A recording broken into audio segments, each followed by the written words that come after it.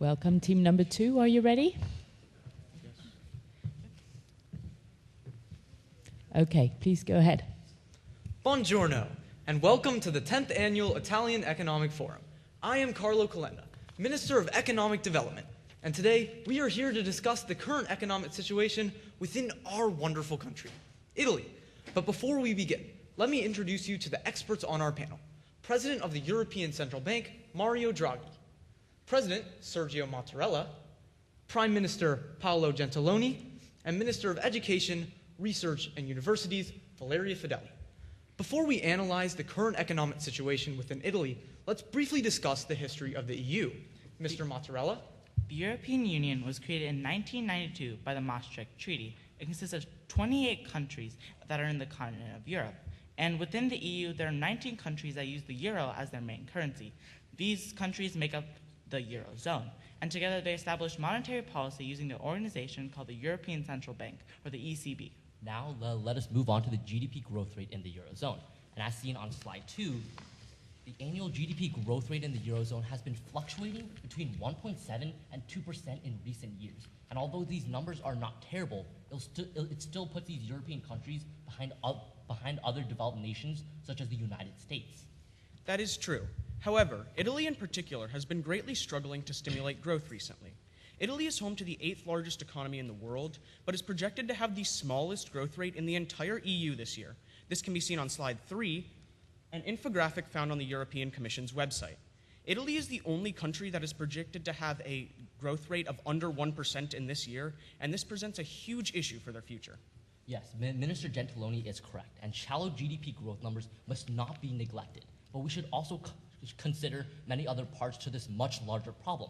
And when looking to slide 4, the euro area unemployment rate has actually made noticeable improvements in the past, decreasing from 10.4% in January of 2016 all the way down to 9.6% in December of 2016.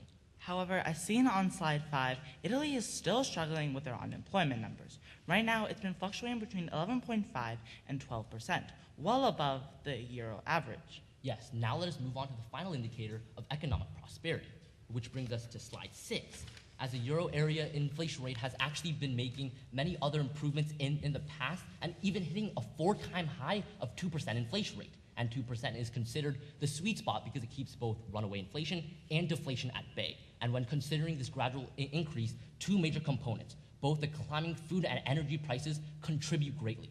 However, just this month, there was a sudden drop to 1.5 inflation rate. But despite this, the ECB expects an average inflation rate of 1.7%, which actually puts the Eurozone in a relatively good position. Similarly, Italy, as shown by slide 7, has been lagging slightly behind, staying at around 1.4%. This is not quite to the target 2%, but is not a terrible position to be in. However, Italy is consistently performing below the EU average in all major indicators, and this presents a huge problem for their country. Perhaps the largest problem they are currently facing is their slow growth, and 3 major components contribute to this. They are demographics and youth unemployment, tax laws and a massive shadow economy, and the bad loans that are currently crippling Italian banks. The first problem that needs to be fixed in order to stimulate the Italian economy is youth unemployment and demographics. Right now, in Italy, there are laws in place that favor the older generations. More than any other country in Europe, Italy's public spending is disproportionately skewed towards the elderly, with 14% of GDP and 57% of all social spending going towards pensions, as seen on slide 8. Yes, young people are leaving Italy because the policies disadvantage them. And while Italy has always had a problem with brain drain, that problem has only been exacerbated since the 2008 financial crisis. By 2014, net migration was in the negatives, as the number of young Italians immigrating exceeded the number of foreign nationals immigrating to the country. In addition, the best and brightest in Italy typically want to undertake research, but as seen on slide 9, Italy has discouraged this by only spending 1.2% of its GDP on research and development. This is extraordinarily low compared to what other countries spend. In fact, the OECD average for R&D spending is 2.4% of GDP, twice what Italy spends. Yes, Minister Deli is correct about the population problems. Italy is greatly lacking people under the age of 30. and the youth who do remain in Italy are not faring well in the job department. As seen on slide 10, Italy has a youth unemployment rate of 40.1%, the third highest in the EU. And so approximately 2/3 of Italians between the ages of 18 and 34 still live with their parents, 20% higher than the average in the EU. Yes, and it is virtually impossible to dramatically grow the GDP of a country with no youth participation. So Italy would be greatly helped if it could both raise the amount of young people in the country and lower the unemployment rate for those already there. With 7% of college graduates currently unemployed, Italy is not quite in the dire employment issues of Greece or Spain, but is also not in clear waters. Yes, Mr. Gentiloni, and Italy can fix these unemployment issues by stopping brain drain and addressing the problem of their aging workforce. And how does this cause slow growth?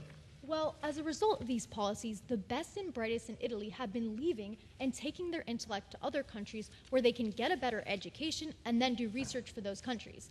But this has left Italy in a situation where it has an aging workforce, and the young people who do remain in Italy are lower skilled. In fact, 41% of Italy's population has only a basic education, which is extraordinarily low. This means that Italy has lower productivity, less potential for future growth, and dramatically high youth unemployment.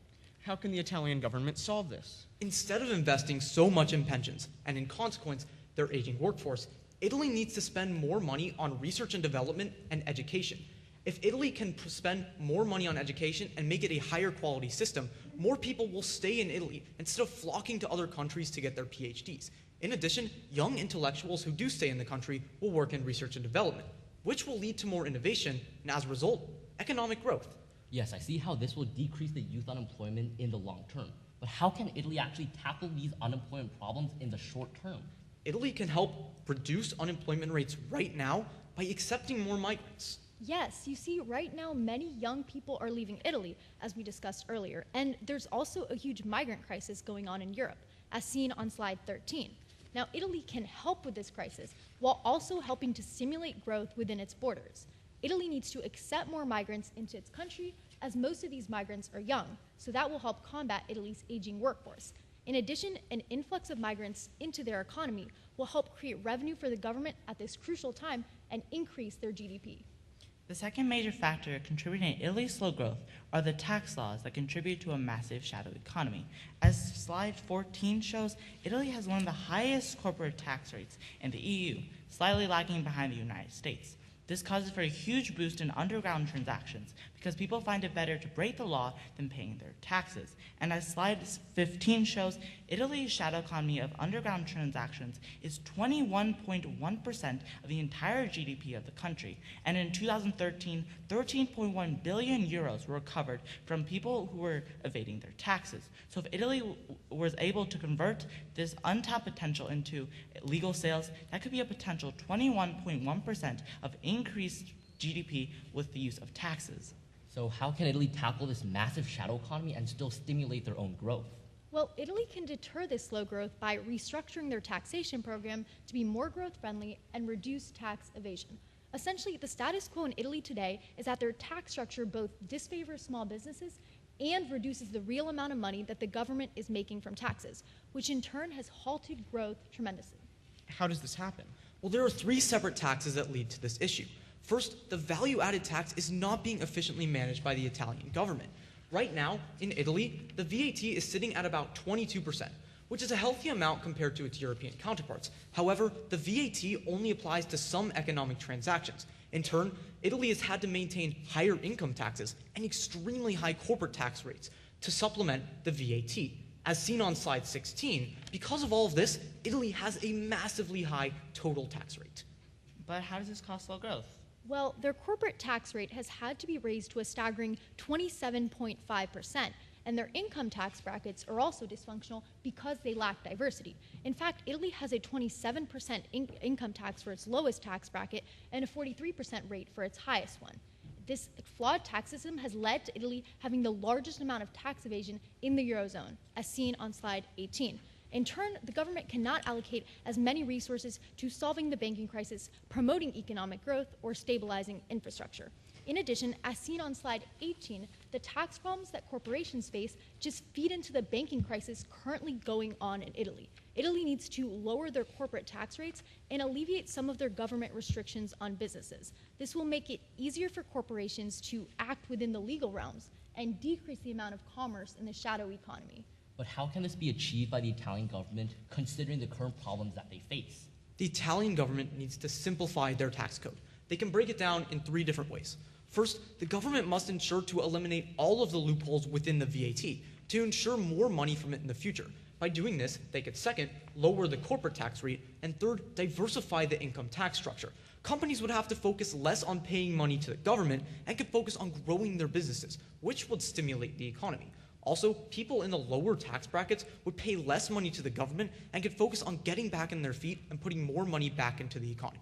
In doing all of this, the Italian government must ensure that it becomes easier to file taxes within Italy to reduce the amount of tax evasion within the country. The result of all of this will be economic growth, as businesses will be incentivized to grow, and people of lower economic standing will be able to get back on their feet and put more money back into the economy. Finally, the third contributing factor to Italy's slow growth are the bad loans currently held by Italian banks. In the beginning, banks tried to give out more loans to try and strengthen the economy, but instead they started giving out subprime loans, or loans that are almost rarely never paid. These loans are tagged as zombie loans. And as looking to slide 20, Italy has accumulated over 360 billion euros worth of zombie loans. And so, because of the laws in Italy, citizens find no gain in trying to repay back these loans. So banks continue to lose money. As seen on slide 21, the percentage of Italian loans that are currently considered to be non-performing is a staggering 18%. This presents a major problem because the lack of revenue from these loans can cause banks to go into debt. Since they are in debt, people can't receive new, more stable loans, fueling slow growth. And with the banks, one of the most vital parts of Italy's economy struggling, their economy as a whole is suffering. Yes, the government has been trying to invest in these banks by allowing them to buy government bonds. However, this has largely been ineffective. And additionally, these European leaders have enforced rules limiting budget deficits. And as a result, Italian banks are now being very conservative with their spending and are especially reluctant to lend. Now, this just makes it even worse for the Italian economy, as the missing loans would have actually gone to allowing individuals to pump money into their own economy and stimulate their sluggish growth. So what can Italy do to tackle this banking crisis and stop their slow growth? Well, we've shown you what Italy can do to promote more growth in companies and then pour more money into their economy. Those solutions will tackle the banking crisis by helping companies and debtors be able to pay back existing loans to banks who can then issue out more loans in the future. But in order to stop another banking crisis like this going forward, Italy also needs to reform the bankruptcy laws it has in place. This will speed up the process of bankruptcy and increase the amount of money creditors receive. See, currently in Italy, it takes about 8 years on average for bankruptcy proceedings to take place. A new law was recently passed that was designed to cut down this time, but unfortunately, it does not do nearly enough to fix the problem. Yes, this law could eventually reduce the time by 1 or 2 years, but we need to do more by decreasing the time even further. This will increase the value of all the bad loans that Italian banks hold and currently have in their system. And as a result, it will make it easier to work out deals with buyers who want to buy out these bad loans. The impact is that moving forward, Italy will face fewer issues than it currently does with their bad loans because it will have measures that protect the banks. This will stimulate economic growth because banks are once again going to be able to issue out loans for people to buy a house, get an education, or start their own business. Thank you, Minister Calenda. And after covering the current situation of the Eurozone and also many of the major problems that Italy faces, such as the banking crisis, it is clear that implementing both these short-term and long-term solutions will actually be very effective in stimulating their growth once again. And hopefully, in the future, other Eurozone countries will soon follow our lead and take their own steps to stimulate their own economy. So, that concludes our 10th Annual Italian Economic Forum. Arrivederci.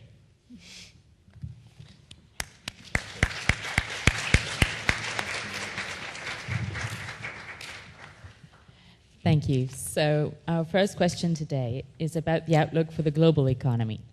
The outlook for the global economy has turned more positive recently. How and why might this benefit the rate of GDP growth in the euro area? Okay, so the GDP growth we have seen, especially in Italy, is mainly due to the cause that they have taken many other steps in the past.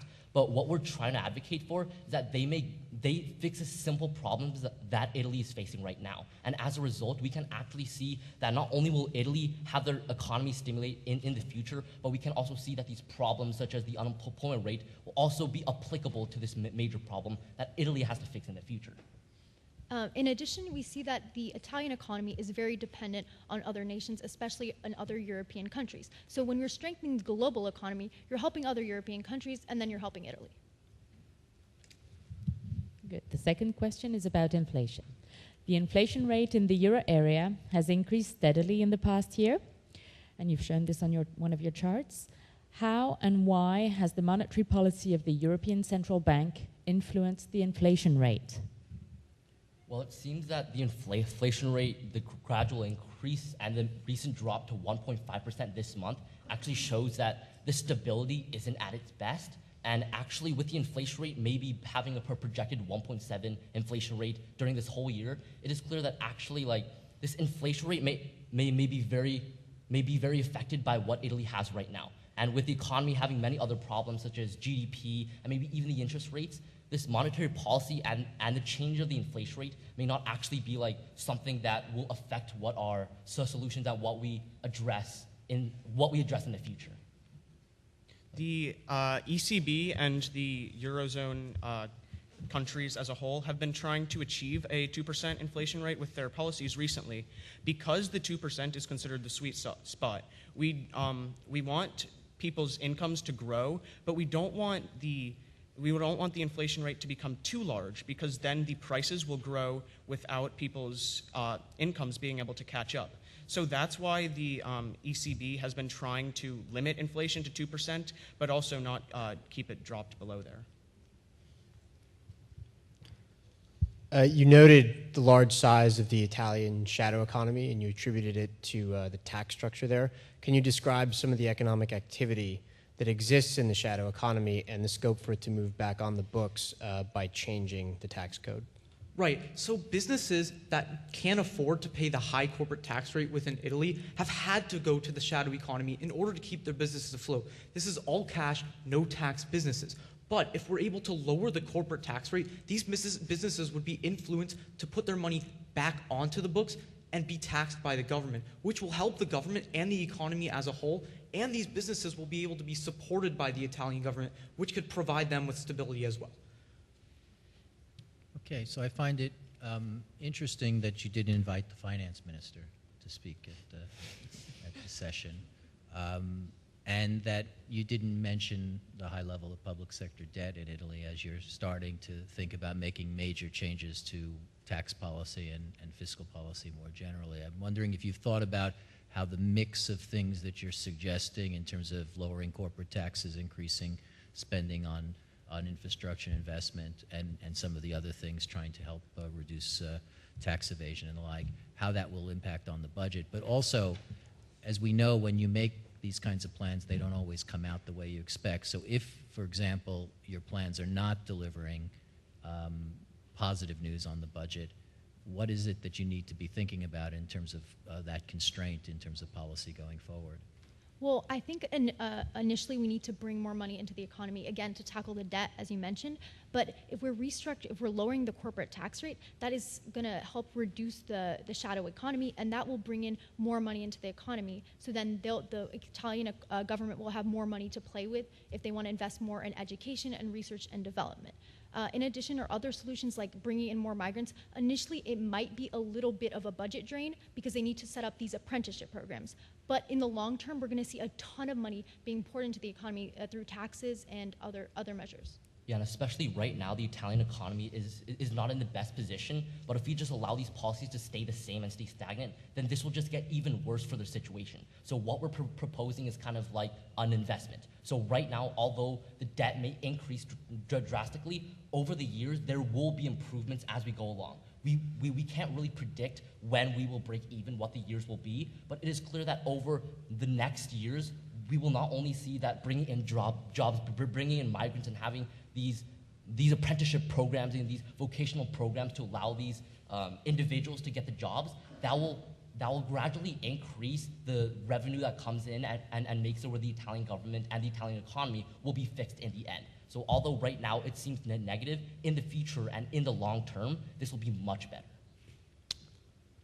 On the solution of bringing in more migrants, how worried are you about their ability to be integrated into the Italian economy, especially if they're not, especially at first, a very good match with the jobs that might be available? Well, initially, it might be a little bit of a struggle, which is why we're trying to set up these apprenticeship programs, these vocational programs, because really what Italy is lacking the supply for some jobs. So what they need to do, if they bring in these apprenticeship programs and these migrants, to train them to fill those positions that Italy is currently lacking. And just recently, the youth unemployment rate actually hit a very low drop to 35% from its 40%. But although this number is still like very, very high compared to many other Eurozone countries, the major cause for this drop in youth unemployment was that the demand for most of these jobs were being much less than the years before. And because of this, many of the youth individuals wanted to go in these jobs that had less demand.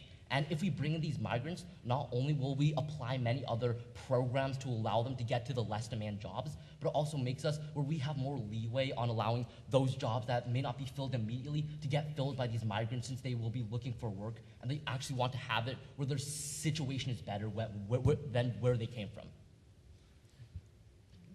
So last fall, Italy had a referendum on basically a governance change, and the failure to that referendum to go through actually drove the government to fall.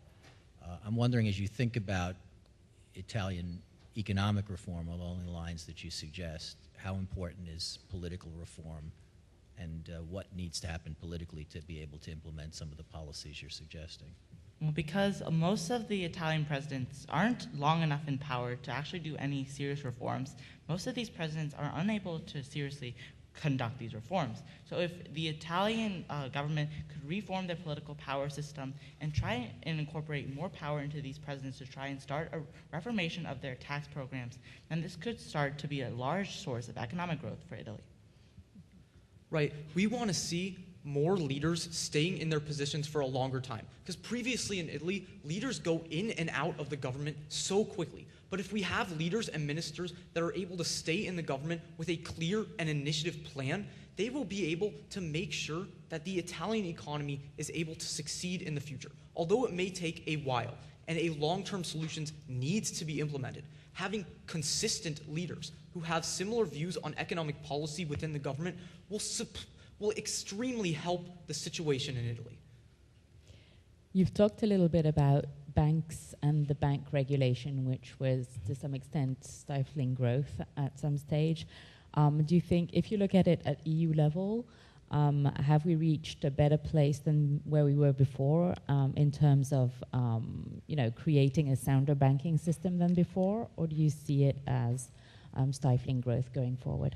So the EU as a whole has definitely been successful in recovering from the recession in a much greater extent than Italy in particular has been able to.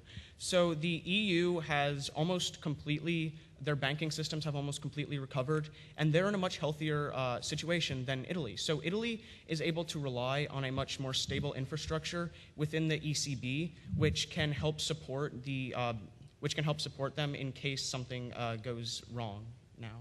It's true that the EU is fixing their problems with banks, but the problem is that Italy has so many bad loans in it that even the EU can't buy out all those loans. They can't really fix their issues. So we think that there needs to be a separate solution. Time's up. Thank you. Thank you.